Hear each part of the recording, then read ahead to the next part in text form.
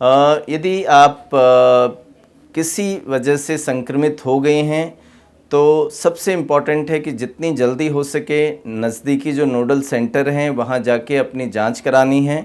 यदि उसमें कंफर्म पाया जाता है तो आपको आइसोलेशन में रखा जाएगा 2 हफ्ते के लिए, और वो बहुत इम्पॉर्टेंट है, वो आपकी सेफ्टी के लिए भी और आपके परिवार और नियर एंड डियर जो नज़दीकी लोग हैं और इस बीमारी के संक्रमण के से बढ़ने से बचाने के लिए बहुत बहुत ज़रूरी है।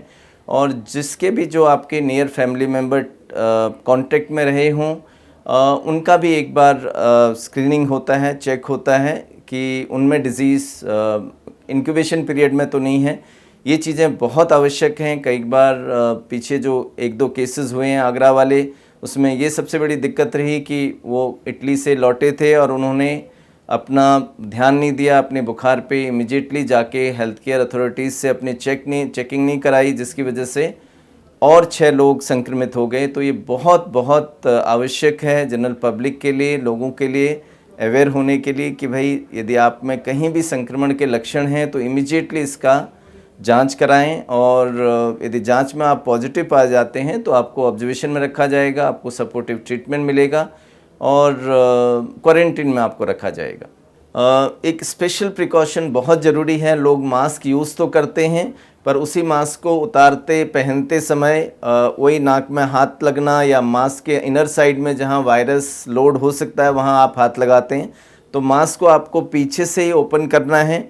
जैसे आप मास्क उतारते हैं तो उसके बाद अच्छे से सैनिटाइजर से आप हाथ क्लीन करें, क्योंकि यही एक स्प्रेड का माध्यम है कि मास्क में यदि वायरसेस हैं और आप उस मास्क को हाथ से उतार रहे हैं, फिर कोई सरफेस आप टच कर रहे हैं तो उसके ज़रिए ये वायरस आपसे कहीं दूसरों तक जा सकता है। तो ये प्रिकॉशन मास्क उतारते समय, स्पेशली पहनते उतारते समय बहुत आवश्यक है। हमारे देश के लिए एक अच्छी बात यह है, एक तो अब हमें काफ़ी हद तक इस बीमारी के लक्षण, इस बीमारी के प्रिकॉशन का आइडिया हो गया है चाइना के इंसिडेंट के बाद। दूसरा एक मैं ये बताना चाहता हूँ कि हमारे देश के लिए स्पेशली ये एक अच्छी खबर है। जिस टाइम ये वायरस हमारी कंट्री में इंटर किया, हमारे यहाँ ऑलरेडी समर की शुरुआत हो गई है और मोस्टली जितने वायरल इन्फेक्शंस हैं वो गर्मी में सस्टेन नहीं कर पाते हैं, वो सर्वाइव नहीं करते।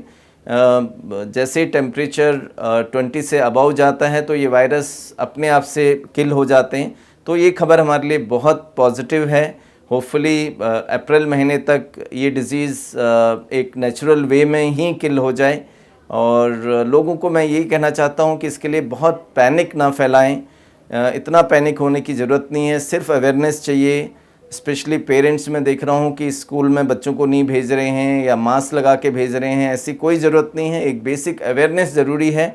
यदि कोई आपका जानकार इन कंट्रियों से वापस आया है और उसको कोई इस तरह के लक्षण हैं, उससे आपको डिस्टेंस रखना है और उसको जल्दी से जल्दी हेल्थ केयर फैसिलिटी अवेल करानी है।